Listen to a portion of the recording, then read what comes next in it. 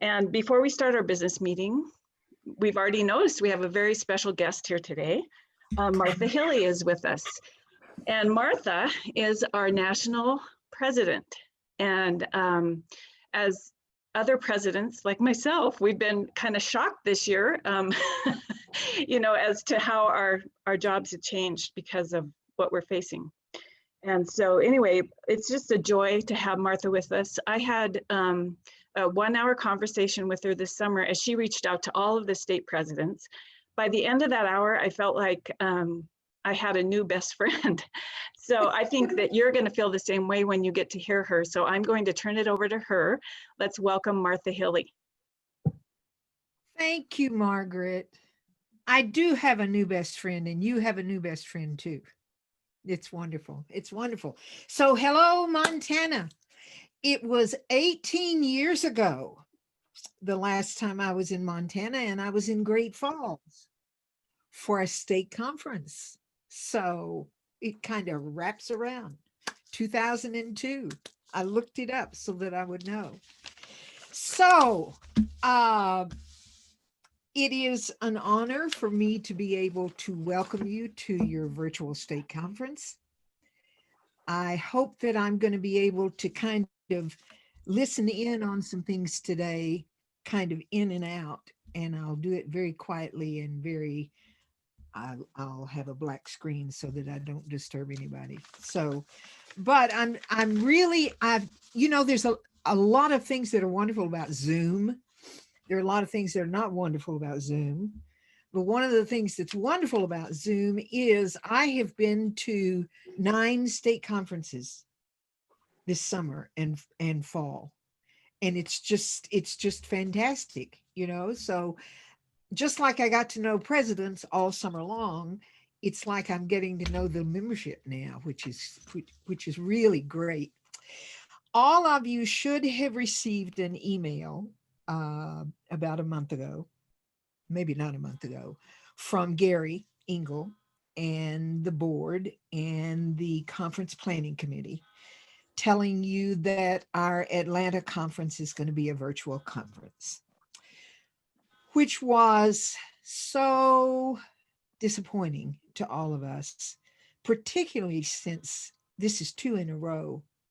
I'm about to think that it's me as being president that I've jinxed the whole thing, because I'm the only president of MTNA who has not held forth over a national conference in person. So, but anyway, as Gary said in his message, and he talked about the fact that the health and safety of our members is our most important consideration. And that's true. It's really true. There are just too many risks in a large group like ours getting together for as many as 5 days of meetings and concerts and meals and competitions and hugging and networking and all of that stuff. It just wouldn't work. I mean, there's no such thing as getting that many music teachers together and saying, okay, you've got to be 6 feet apart. It just doesn't happen.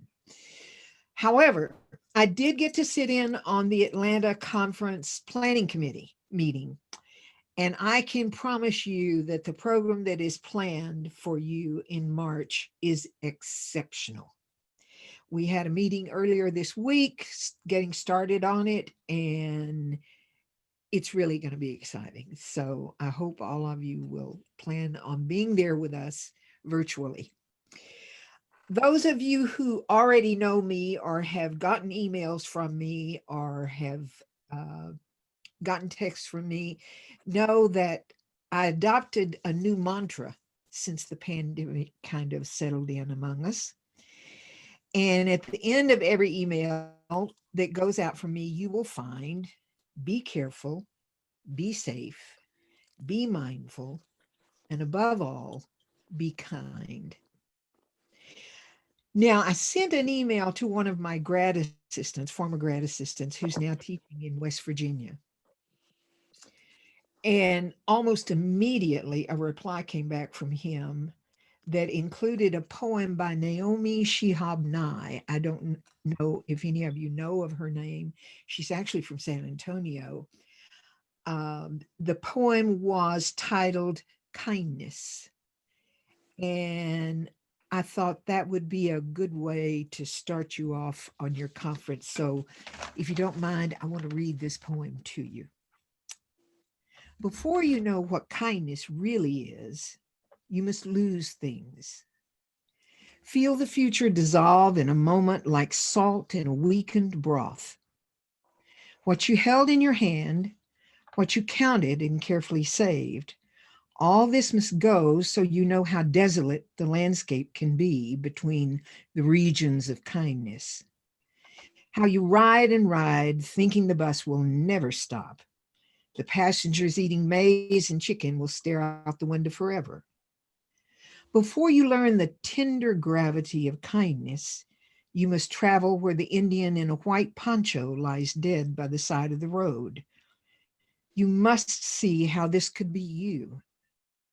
How he too was someone who journeyed through the night with plans and the simple breath that kept him alive. Before you know kindness as the deepest thing inside, you must know sorrow as the other deepest thing. You must wake up with sorrow. You must speak to it till your voice catches the thread of all sorrows and you see the size of the cloth. Then it is only kindness that makes sense anymore. Only kindness that ties your shoes and sends you out into the day to mail letters and purchase bread. Only kindness that raises its head from the crowd of the world to say, it is I you have been looking for, and then goes with you everywhere, like a shadow or a friend. I think we all need a major portion of kindness right now. So it is an honor to see you. It's fantastic. I want to thank Laura for making a call to me just out of the blue back last summer. And next thing I knew, hey, here we are. I'm going to try my very best to see if I can come to your conference next year. Because the person that's going to be at your conference was one of my first graduate assistants when I came to the University of Texas. He's amazing. You're going to have such a fantastic time. Mm-hmm. So until then, I will say to you, be careful, be safe, be mindful, and above all, be kind. Thank you for the invitation. Thank you. Thank you, Martha. I just kind of want to sit for a few seconds and let that sink in. Yeah. Although we can't because sorry, we have to dig into our business meeting here, and but thank you so much for being here, and we appreciate you so much in everything you've done and are doing and will do. Hang on to her as long as you can. She's great. Bye-bye. We have a lot to plow through, and I hope you all got the agenda for our meeting. If you did not, it's on the web page, the hub of information, that page that Carla sent out. I sent it out several times, and everything that you need for today is right there. So we're going to start, and I'm going to call this meeting to order. First of all, we're going straight to the treasurer's report. Sharon Marble with a small group did the annual review of our books, and she is going to give a small report. Hello, everyone. Our bylaws direct that the treasurer's records and the financial statements be reviewed in even numbered years, so every other year.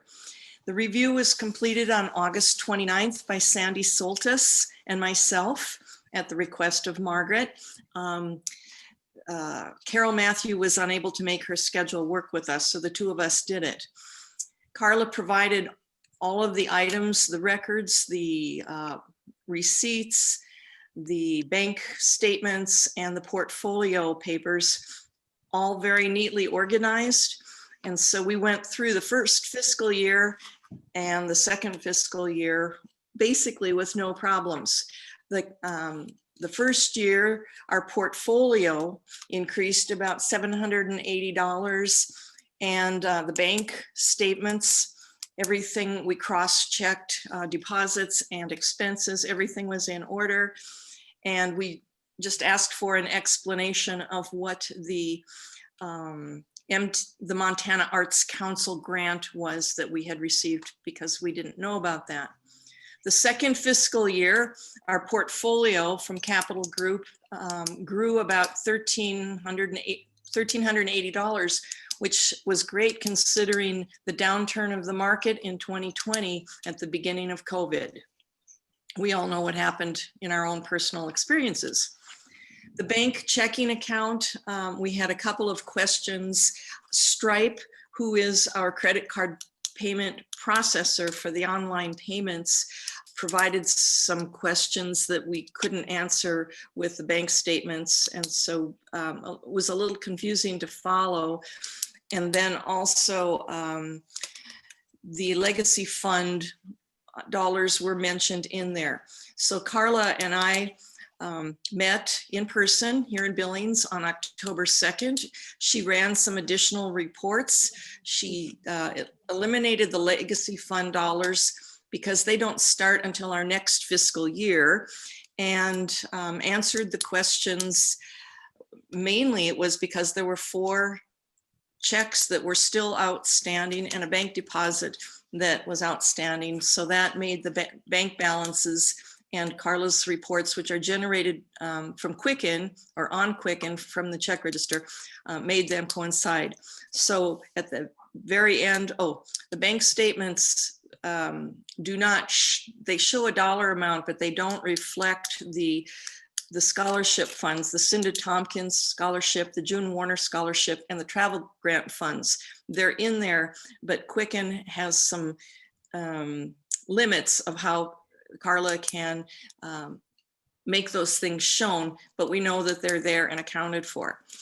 So at the end of June, by June 30th of 2020, that everything appears to be there, accounted for, and we were both happy to work and do it.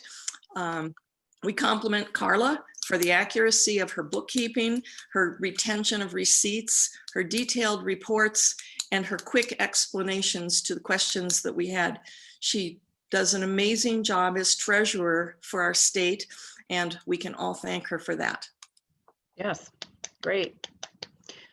Straight to Carla with a budget report. Okay. Yeah. All right, good deal. Just a quick clarification of something that Sharon mentioned regarding our designated accounts.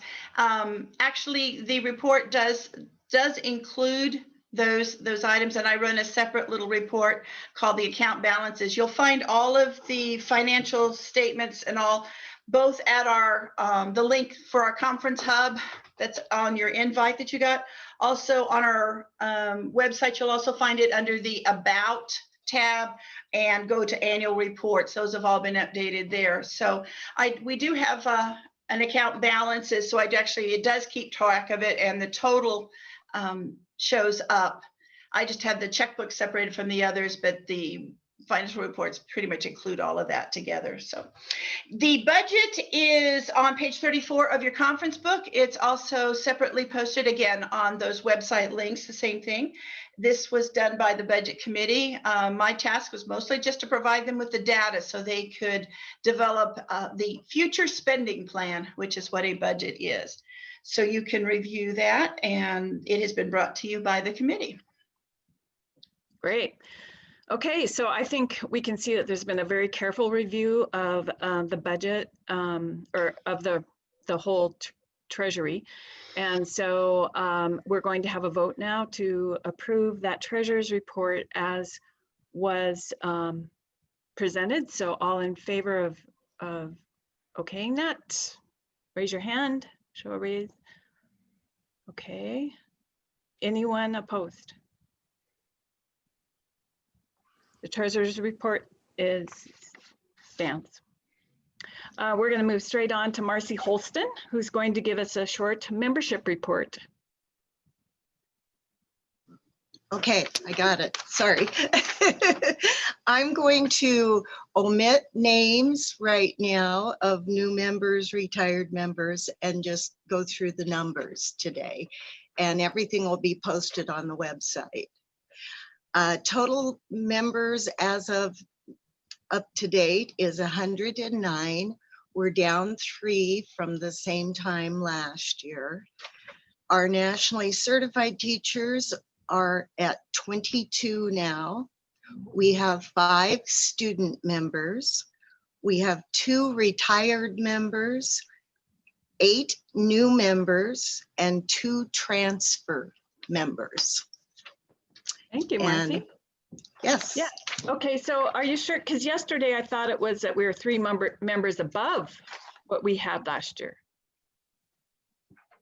Let me check. I thought it was 3 below, but total. Oh, wait, that's the wrong one. Here it is. Oh, you're right. 3 members above. Yeah, 106. Yes. Yeah. I'm sorry. Yeah, I'm sorry. It's really great because It's morning. Who would have thought in this year of COVID, yay. Right. And we've lost some members. So we have gained quite a few new ones. Marcy, thank you very much. You bet. And then the next thing on the agenda is the committee chair reports, which we will not go through. They will all be posted on the webpage, and you can refer to those at any time. And so we're going to move straight past that on to, I'm going to hand it to Diane Volkman. She has looked into the MTNA guidelines and recommendations as far as liability, and she is going to talk to us briefly about that. Good morning. I was going to share a slideshow, but it's not going to happen. Anyway, in about March, MTNA put forth some information from the legal counsel, Scott Gilligan. And a lot of people were asking about what's the legality for opening studios and holding events and that kind of thing. So I decided to research it a little bit. And so he wanted to answer the questions. And sorry, I'm going through my slideshow on the other computer. He said the first question was, what kind of things do you take into consideration when planning an event? And one of them was cost. One of them was you may not have as many people attend. But the most important thing was the safety of the presenters and the members and who attends and everyone that's there. And so he went on to say, and at the end of the paper, he said that MTNA had put forth a waiver of liability or a release of liability that we could all download and use during our events.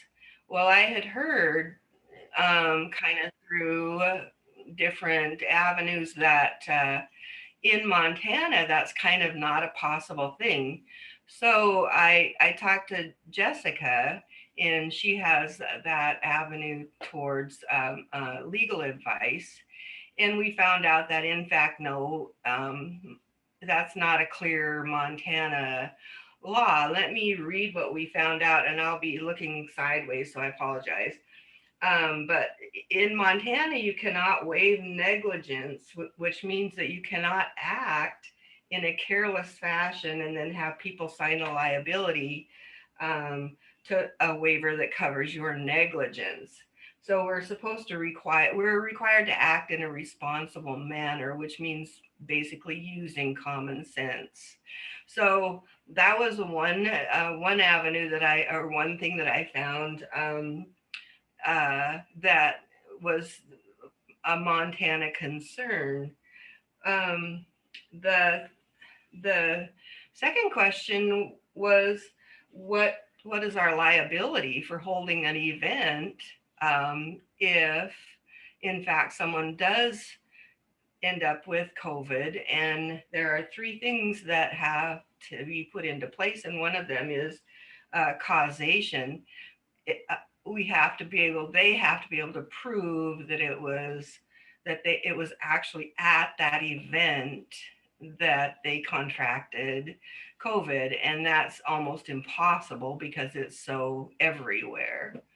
But the second one is the one that I think we need to be concerned with, and that is that they could establish liability because of the association possibly being negligent. So if we didn't follow all of the CDC guidelines during an event, they could certainly say, oh, you were negligent. But then the third thing was that the assumption of risk. And when you attend an event, you know ahead of time that you're going to be exposed by whatever. So in some part, that's going to be on you. I think in the suggestions then to hold an event some of them were to hold it outside if possible, restrict attendance, limit the duration of the meeting, no sharing items, pencils, instruments, etc., masks, sanitation, and health evaluation upon entry. Those are just a few of the recommendations by MTNA legal counsel. So then I think this will be my last point, hopefully. Our responsibility as leadership is to realize that we are 100% affiliated with MTNA. We rely on MTNA for their support. Many of our events, we ask for that, whatever it is, liability insurance from them. We count on them for information that they share and legal counsel. So those kinds of things as leadership and as members, I think we all need to keep in mind as we go through this whole mess.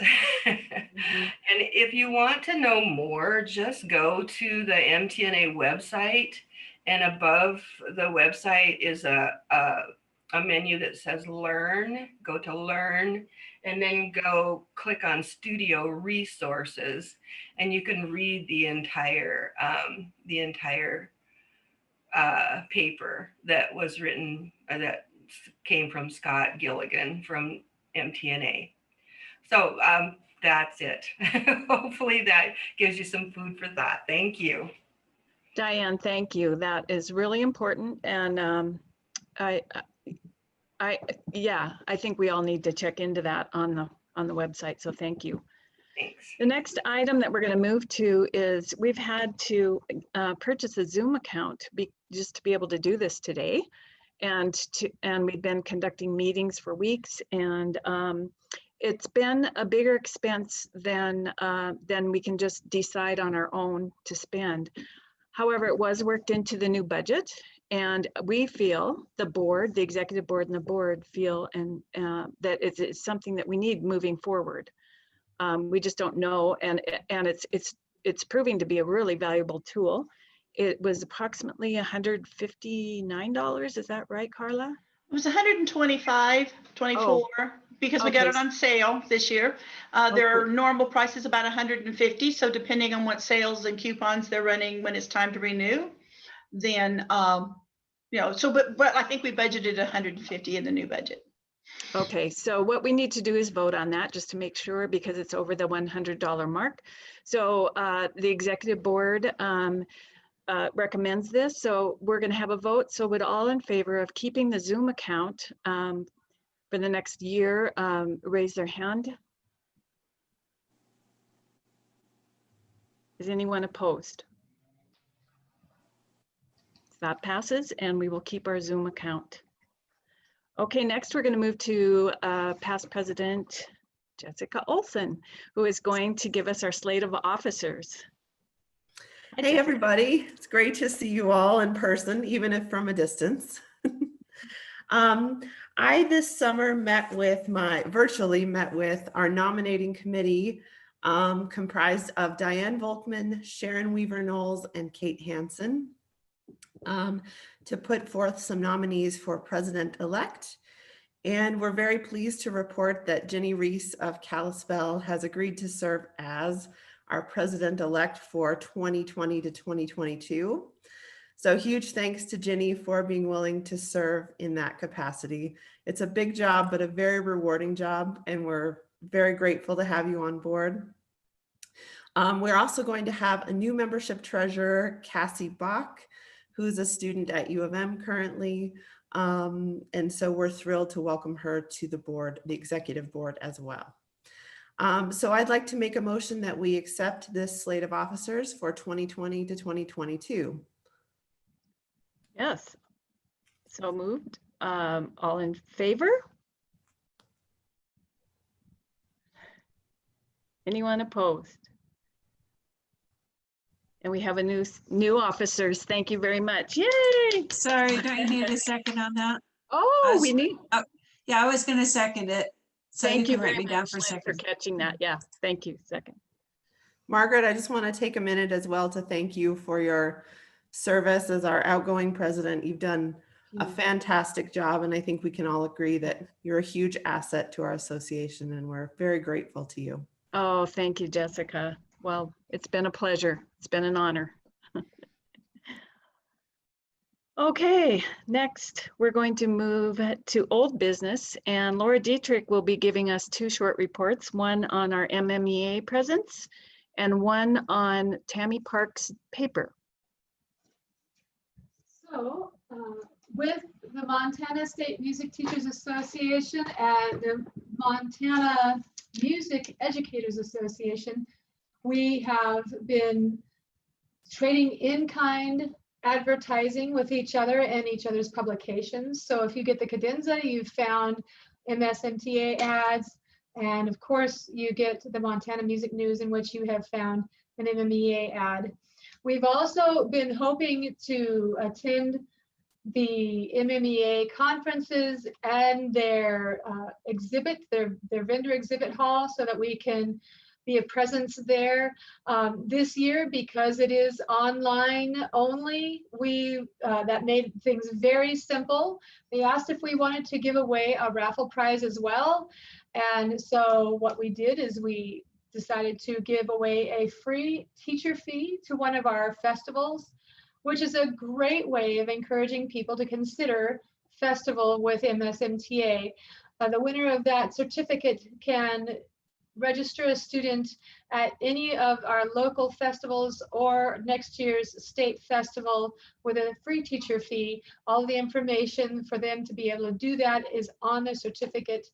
And Ginny, you said something about great responses with about that certificate. Yeah, I was in the room when my husband was online and they were doing the raffle, and like I said yesterday, I don't remember the name of the person, but she sounded very excited about it. So we need to find out who that is and direct her towards the chapter that's most local for her. Yes, so we'll be encouraging her, but really exciting opportunities that we've had and made a little simpler because of something that has made a lot of other things not so simple. So that is our report about MMEA and MSMTA connections. And so I will also mention that Tammy Park, who wrote a paper about communications last year, wrote one about an organizational purpose and strategic planning this year. And so the objective of her paper this year was to become familiar with our purpose and to provide guidance for future strategic goals. This would be done by using 4 different ways of viewing the organization called frames. There is a structural frame, a human resources frame, a political frame, and a symbolic frame. Our strategic plan can then be reframed according to the information revealed from these different frames so that we can see outcomes differently, and we can have differently from the way we have in the past, and we can discover new possibilities and visualize issues from a new perspective. So I had a few questions after, who is Tammy Park? And Tammy Park received last year our Friend of MSMTA award. She is a friend of Carla and has been helping with our competitions for, I don't know how many years, but has just been an invaluable help. And then she's working on her doctorate degree right now and used our organization in writing her papers. And it's going to help us. And I'm looking forward to Laura as the new president, how these things will be implemented. So we're looking forward to hearing more about that in the future. And have we talked about quarterly board meetings? Is that board meetings? I think that would be a great venue for such a study. Yes. Now that we have our great Zoom account, we can have more meetings. And actually, I think that's one of the silver linings that's coming from this, is that we're meeting more. So it helps. We don't have to travel all the miles to meet, and only meet once a year. So we can meet often. Okay, so then moving on, an issue came up about our library. Our library is taking up a lot of space in one of our members, I can't remember, I'm sorry, I'm so sorry, I can't remember the name, but she's been our faithful librarian. There's a lot of DVDs, a lot of hard copies of things. And just with the way things are changing and the way we're using our website to store things, what the board is suggesting with that, because she wants to be rid of the library. And so what someone very smartly suggested yesterday is that next year at our conference, when we are hopefully able to meet in person, that we will have all of those there and have people can take what they want and make a contribution, and it will go either to the foundation fund or to our legacy fund. That will be determined in coming time. So that is what is going on with the library. And then the next item on old business is our legacy fund. There was a very long discussion, and actually we weren't able to come to a final decision yesterday. Rather than jumping and making a fast move, it just seemed to be smart to table it for right now, and for the Stephen, I know you don't know this yet, but Stephen and Judy Odell have worked on this, and it was actually their, it's just a really smart move, because we can't have a separate scholarship fund for every person that passes away. So it was it's a great idea. And we're trying to decide how we're going to actually fund it besides memorials. There's other ways we can fund it. And the purpose was more to to have our teachers be the recipients of these scholarships, perhaps to go to national or to state conference. So it's going to be fine-tuned, it's going to be worked on, and we will have an answer by next year. So that is where that lies. Are there any, is Judy Odell here? Yes. Hi, Judy. You weren't on my screen. Did you have any more to add to that? No, I would just say if anybody has any suggestions or ideas, to send them to me, and we will consider them, but please don't be offended if they're not adopted. I think that there were just so many questions yesterday that we weren't able to come to a consensus, and rather than spend the rest of our meeting discussing it, we thought we should fine tune it and present something definitive for you to vote on. Great, thank you. Thank you. So then moving right on to some announcements. I'm going to switch the order of this, and I just want to give a few recognitions and thanks to people that have really gone above and beyond in their serving to us, all of us. We've all benefited from it. And it hasn't gone unnoticed. And I just want everybody to know that.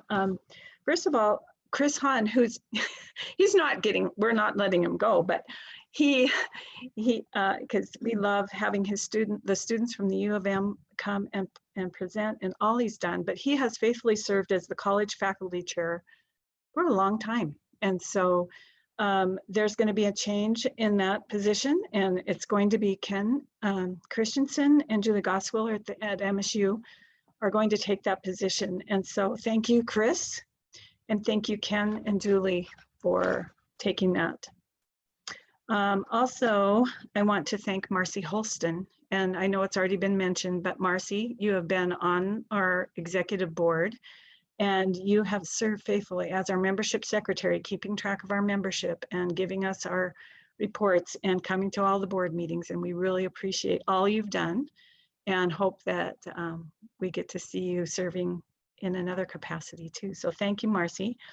And as Jessica mentioned, Cassie Bach, who's working on her master's degree at the U of M, is going to step into that position. So that's exciting too.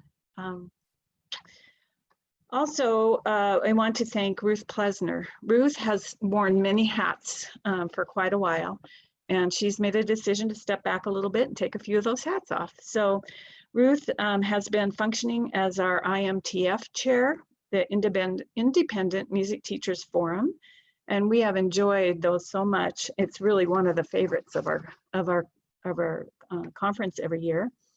And also as the continuing as certification chair. She's done that for I don't know how many years, Ruth, if you want to let us know. But so she, taking over as IMTF, she asked Stephanie Davis, who's with us, and Stephanie is going to take that position. Thank you very much, Stephanie, for next year, or starting after today. And then as the certification chair, Heidi Alternator, who recently went through and became certified, is going to take over certification. However, Ruth, we just had to keep our claws into her a little bit, and we asked her if she would be the chair of continuing ed. And so she has graciously agreed to do that. So thank you very much, Ruth, for that. Molly Morrison has taken over and done 2 years as the I want to say this right, the performance competition chair of the MTNA competitions. It's a big job, and she has done it so graciously and kindly, and done a wonderful job. And she will be passing that hat off to Dorothy Beck Peterson. So Dorothy, thank you so much. Yay, everybody clap. Also, Carrie Wilson, who I don't believe can be here with us today, but she needs to step down as our grant writer. And her daughter is recovering from a very serious injury. And so she needed to step back so she can concentrate on her family right now. And this is a real need that we have. And it was announced yesterday, and there's some people contemplating, but if anybody knows of somebody with experience in grant writing, if anyone would like to take this on, this is something that it's pivotal. It's very, very important in being able to afford putting on our conferences every year. So be considering that. Okay, so then I'm going to go back up and make sure that I got our new appointees to the board. Is there a question, Carla?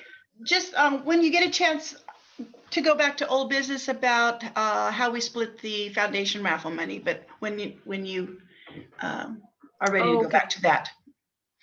Okay, I'll just finish this up and then we'll go to that. Okay, thanks. I'm struggling with watching the chat, so thank you for making me aware of that. Okay, so Judy Odell she's always functioned. Judy, you've always functioned as being on our scholarship committee.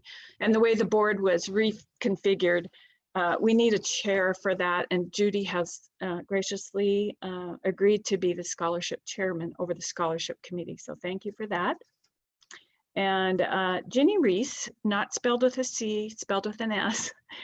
Ginny Reese has functioned this year as our local associations chair, which has been really great to get to know her. She did a great meeting yesterday with our local associations, what are they called? Presidents.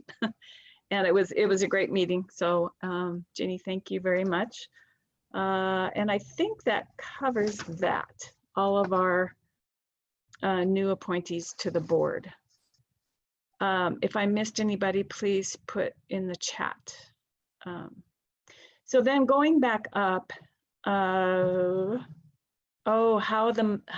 okay, that's the problem is, so the money, half of the foundation raffle proceeds in the past has gone to our division, any students we had that made it to division for their travel grants, thank you. And so we're wondering now, since that's all virtual and it will continue to be virtual, we don't have the need for that. So then we thought, what could we, could that be used to help fund our legacy fund? Well, that's where we kind of started getting into some snags yesterday. So that hasn't been decided where that half of that money will go. And, I see that we have, how's our time? We have a little bit of time, right now. And I wonder if there's, whoever asked that question, I wasn't sure. Were there some ideas? Well, we had talked about, in a way, deciding what we do with our raffle money and where it goes is a separate issue. Even if we choose to use the legacy fund, is a separate issue from how we're going to deal with other kinds of fundraising, such as raising fees and stuff like that. So it's a separate issue from the tabled part of it. And I would really very much like to have guidance on what to do with that raffle money, so that I can take care of it this year. Yeah. Normally, basically, we have been splitting it between the MTNA Foundation and our travel grant fund. And so right now we have an amount still in that travel grant that can also be a separate thing where we would need to transfer that and give it a different designation. But I just would like to know what you guys like us to do with our money this year. So, it is possible that it could go to the legacy fund. Was there anybody with any, looks like Stephanie.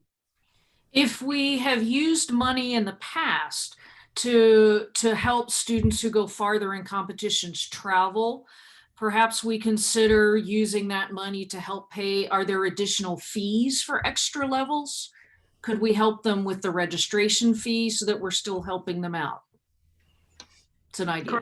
Carla, you're shaking your head. Okay. The nice thing is when a student enters MTNA competition at their state level, there are no more fees. Okay, they're covered. Yes, there are travel costs, before when they travel, right? But there are no more fees, which is kind of cool. Yeah, great. Anyone else?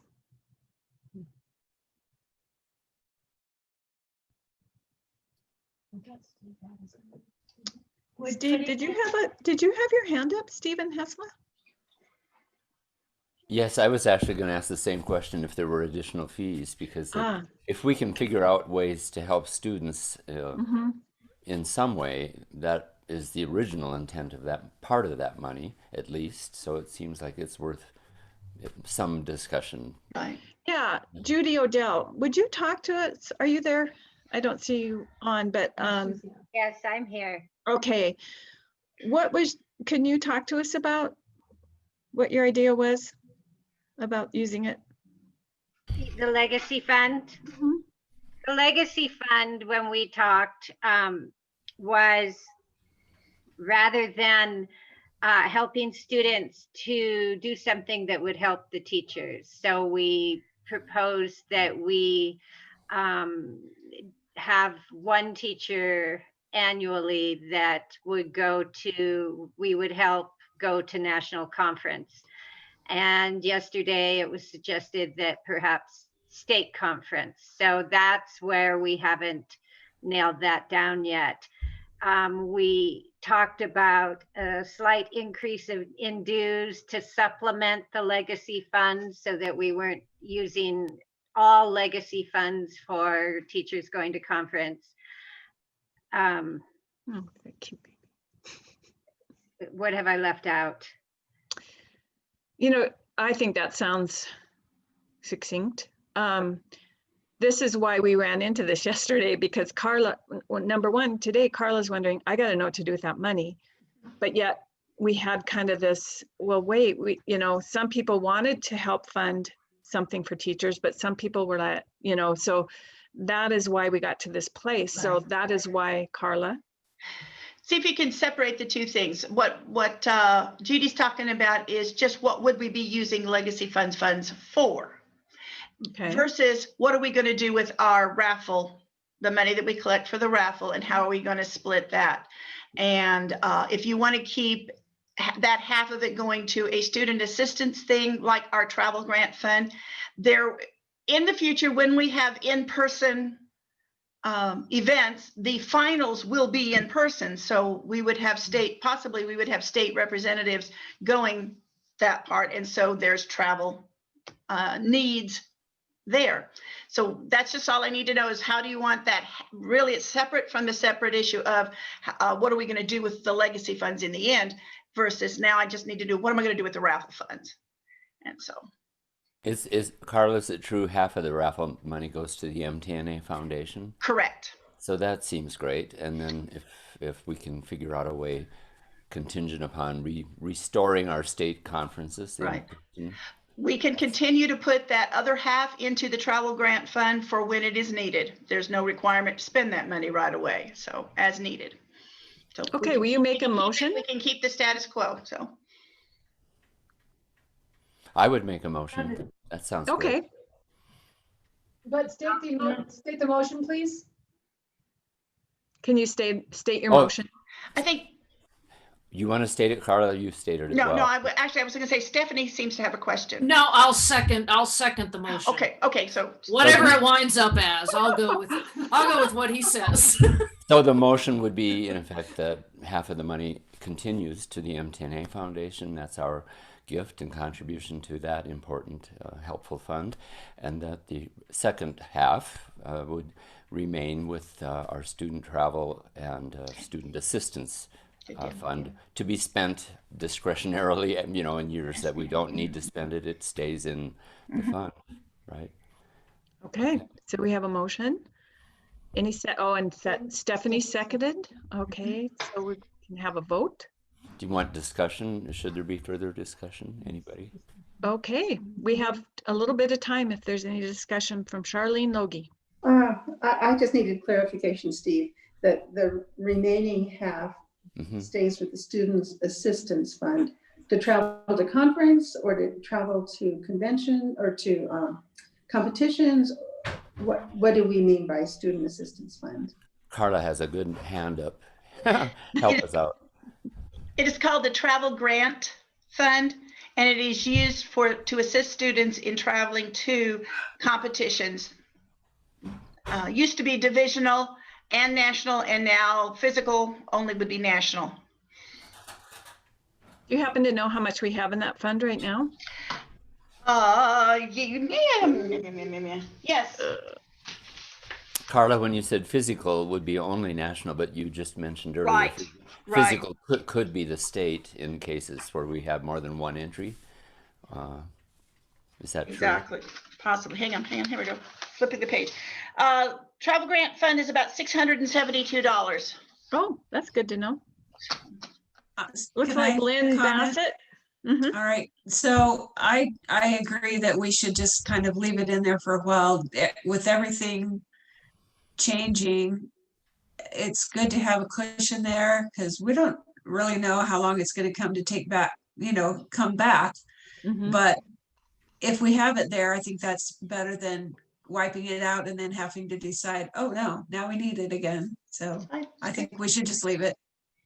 Thank you, Lynn. Anyone else? Sharon Marble. My comment is that the legacy fund really doesn't start until this next fiscal year. And yes, we have some money in it right now. So the money that we're raising this year with our raffle tickets are actually in this current 2018 to 2020 year. So it probably should go into the travel fund and not forward it. Correct me if I'm wrong. Good point. No. I'm not really sure what she means by the legacy fund doesn't start till next year. That's not exactly true. It exists now. We just don't have, we haven't set up a method of how we're going to spend it, the committees, and how to fund it. I believe it has been decided that we will wait until it has reached a certain level before we disperse anything on it. But the fund exists now, so we can put money in it anytime. Thank you for the clarification. And I think we're all clear that the legacy is different from the raffle fund and yeah. Okay. Seeing no more hands, I think I'm going to call for a vote. So all for, okay, we had a motion.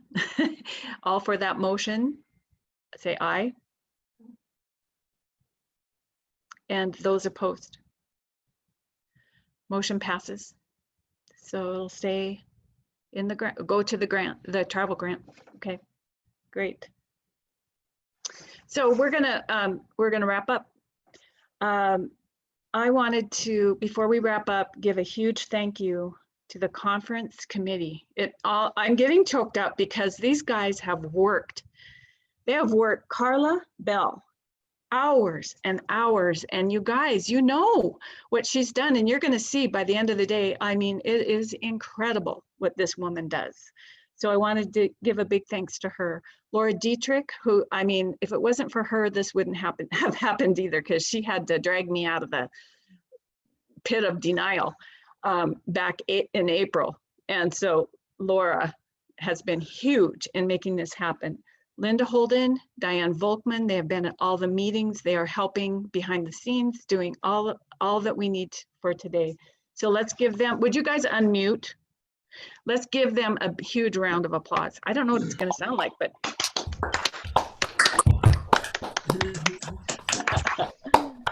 Yes, thank you. Now remute. Okay. Now I'm going to turn it over to Laura, who is going to tell us about our conference 2021. I don't know why it keeps showing that, everybody. I don't know why it's doing that. It's not doing that. Yeah, there it is. Okay, see if it'll stop. There it is. Okay, so that drives me crazy. All right, it's not supposed to do that. So let's hear. Laura, let me put up just the graphic you want. I can do that. Yes, that'll be good. Okay, let me come on. I'll come back out. Stop share.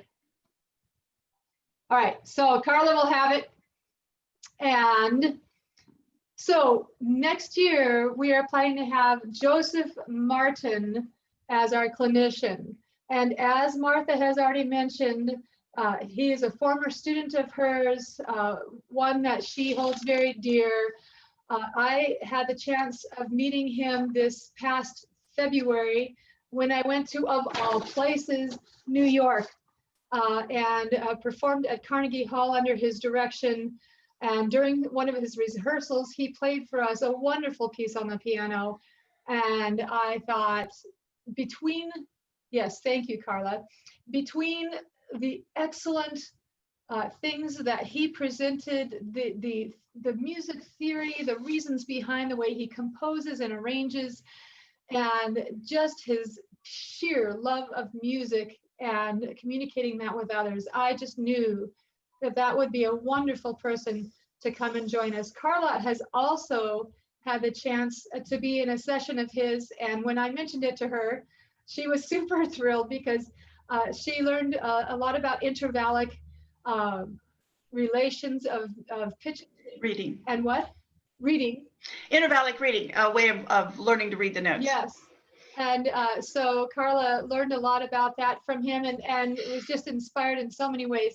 And he is truly an inspiring person to be around. And so I am thrilled to announce that he is the clinician that we have secured for next year. We're planning to be in Great Falls at the Holiday Inn. And Carla, did you have something? Is that what I saw? Or? Just to add to it, he is a composer. He is a choral composer and very prolific, actually publishes under many pen names also. Mm-hmm. And some of the best choir music I've ever sang has been his works. And so I am hoping that perhaps we can capitalize on this and perhaps add a music reading session with him.